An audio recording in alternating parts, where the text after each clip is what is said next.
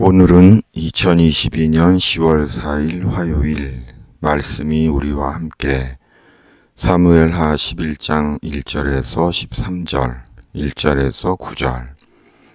그 해가 돌아와 왕들이 출전할 때가 되매 다윗이 요압과 그에게 있는 그의 부하들과 온 이스라엘 군대를 보내니 그들이 암몬 자손을 멸하고 라빠를 에워쌌고 다윗은 예루살렘에 그대로 있더라. 저녁 때 다윗이 그의 침상에서 일어나 왕궁 옥상에서 거닐다가 그곳에서 보니 한 여인이 목욕을 하는데 심히 아름다워 보이는지라. 다윗이 사람을 보내 그 여인을 알아보게 하였더니 그가 아뢰되 그는 엘리암의 딸이요 햇사람 우리아의 아내 밧세바가 아니니까 하니, 다윗이 전령을 보내어 그 여자를 자기에게로 데려오게 하고 그 여자가 그 부정함을 깨끗하게 하였으므로 더불어 동침함에 그 여자가 자기 집으로 돌아가니라. 그 여인이 임신함에 사람을 보내 다윗에게 말하여 이르되 내가 임신하였나이다 하니라.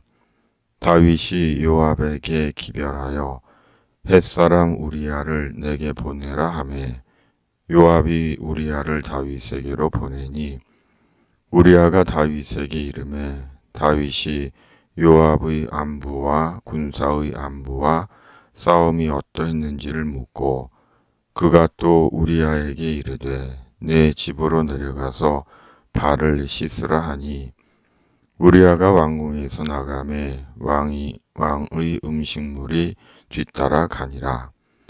그러나 우리아는 집으로 내려가지 아니하고 왕궁 문에서 그의 주의 모든 부하들과 더불어 잔지라. 아멘. 이스라엘과 암몬과의 전쟁이 재개됩니다. 다윗의 시대는 끝나지 않는 전쟁의 시대 같습니다. 그러나 다윗은 왕들이 출전하는 전쟁에 출전을 하지 않고 예루살렘 왕궁에 그대로 남아 있습니다. 왜 다윗이 출전을 하지 않았는지는 모릅니다. 그러나 그것이 다윗이 죄를 범하는 원인이 되었습니다. 성도가 있어야 할 자리와 해야 할 일을 하지 않을 때 그것은 우리가 죄를 범하게 되는 계기가 될 수 있습니다. 그렇다면 우리가 있어야 하는 자리와 해야 할 일은 무엇입니까?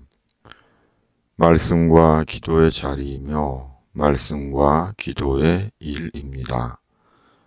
말씀과 기도의 자리와 일은 선택사항이 아니며 죄로부터 우리를 지켜줍니다.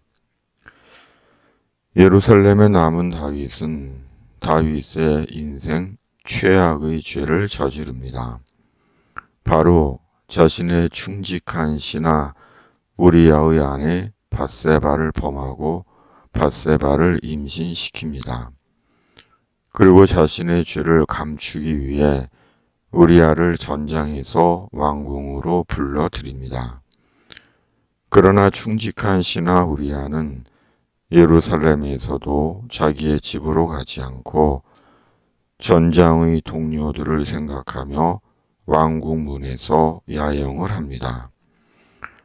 우리아가 얼마나 충직하고 의리가 있는 인물이었는지를 보여줍니다. 사람은 본능적으로 죄를 감추고 싶어 합니다. 죄를 인정하지 못하고 죄를 합리화시키려 합니다. 그러나 사람이 아무리 자기 죄를 감추고 인정하지 않으려 해도 하나님 앞에서 죄는 죄입니다. 그러므로 죄를 감추고 부인하고 합리화하고 심지어 남에게 전가하는 것이 아니라 죄를 죄로 인정하고 하나님의 용서를 구하는 것입니다. 하나님은 그에게 하나님의 구원을 보게 하십니다. 그 하나님의 구원이 예수 그리스도입니다. 예수 그리스도는 하나님의 구원입니다. 죄로부터의 구원이며 지옥의 심판으로부터의 구원입니다. 그러므로 예수 그리스도를 의지하여 인간의 원죄를 청산받고 살면서 짓는 죄를 용서받고 그리스도 안에서 날마다 새로운 인생을 살아가는 것이 예수님 안에서 복된 인생을 사는 지혜이며 축복입니다. 아멘.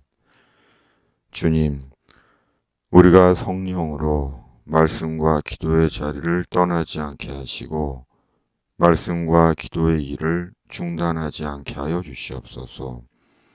하나님의 구원이신 예수 그리스도로 인간의 원죄로부터 모든 죄를 용서받고 날마다 말씀과 기도로 죄를 물리치고 사는 그리스도인 되게 하여 주시옵소서. 이 땅에 살아있는 하나님의 공의와 정의를 보게 하여 주시고 집에 있는 교회를 통해 역사해 주시옵소서. 주님의 이름으로 아멘. 집에 있는 교회 매일 묵상의 집